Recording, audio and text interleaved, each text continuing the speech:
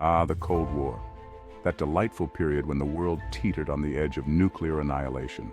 The Soviet Union and the United States, along with their mates, were in a constant game of who blinks first.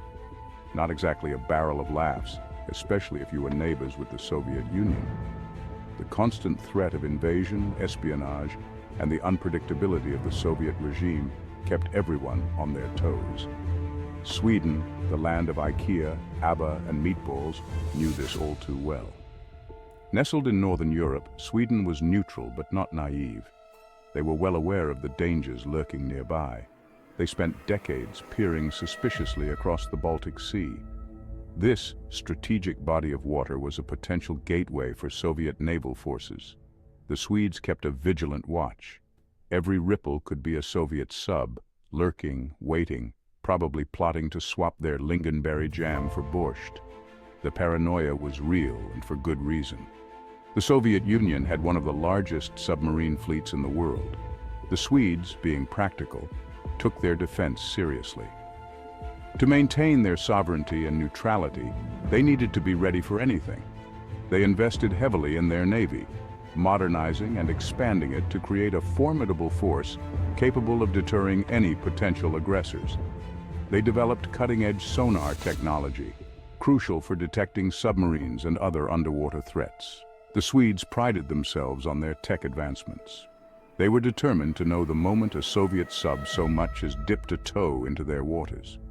Regular patrols and exercises ensured they were always ready. But their biggest threat wasn't steel and torpedoes. Despite all their preparations, the real danger was far less tangible. Oh yes, it was gaseous. The Baltic Sea, with its unique conditions, was prone to releasing methane gas from the seabed. These bubbles were sometimes mistaken for submarine activity, adding a twist to the Cold War paranoia.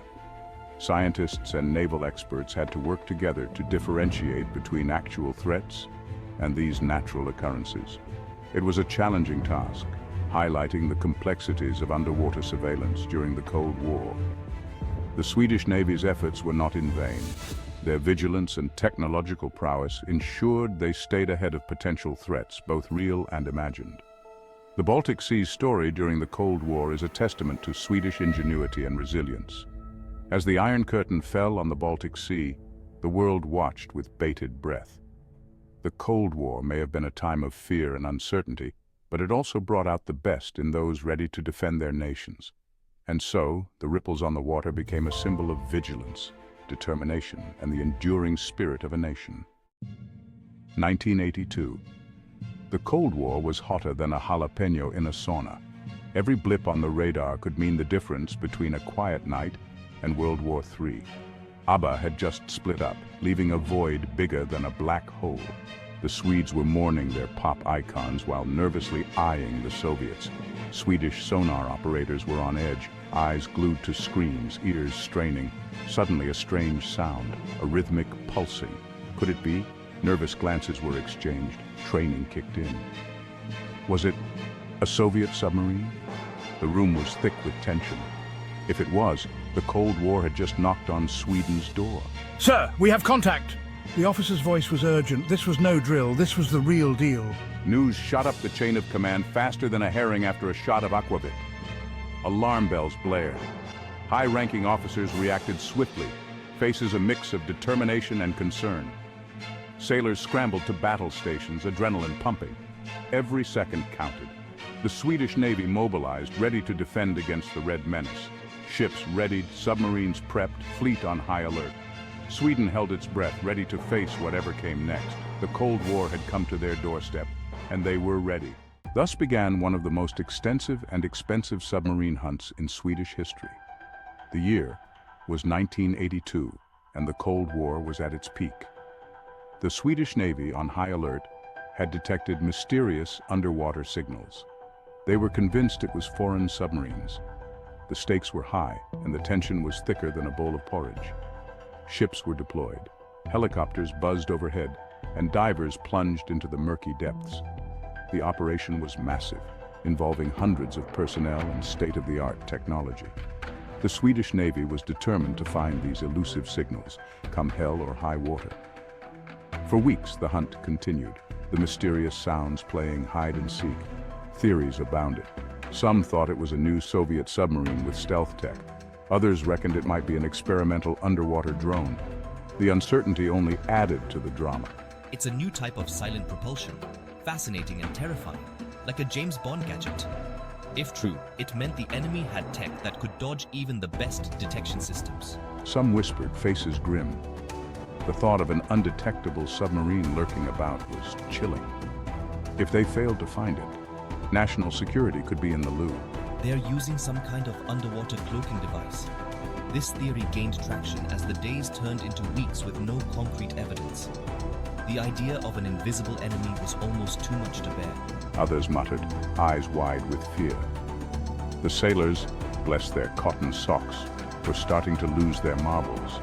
The constant state of alert, the long hours, and the lack of results were taking a toll on their morale. Weeks they'd been at it, chasing these phantom blips across the sea.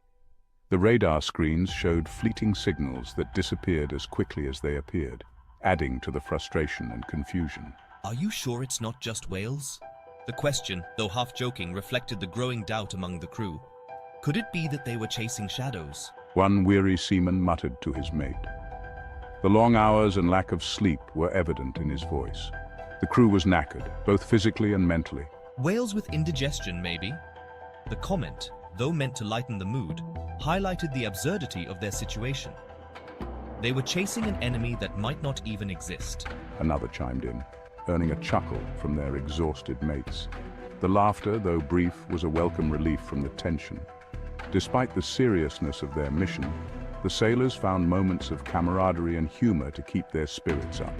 The hunt for the mysterious submarine continued, but the question remained, were they hunting a real threat, or was it all just a wild goose chase? After weeks of frantic searching, the truth finally surfaced. Enter the marine biologists, the unsung heroes of this fishy tale.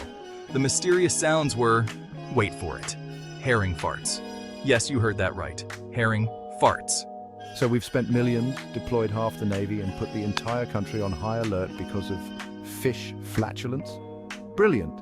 The news spread like wildfire, leaving a trail of bewildered chuckles. The once terrified sonar operators now looked like they wanted to vanish into thin air. The Swedish Navy, known for its efficiency and vigilance, had been thoroughly outsmarted by fish farts. Brilliant. The public, initially relieved it wasn't the Soviets, had a right old laugh. The incident became a national joke, a testament to the perils of Cold War paranoia. Cheers to that! So, there you have it. The time Sweden mistook herring farts for Russian submarines. Yes, you heard that right. A Cold War caper where high-tech gadgets were outwitted by fish flatulence. It's a cheeky reminder that sometimes the biggest threats are just a load of hot air.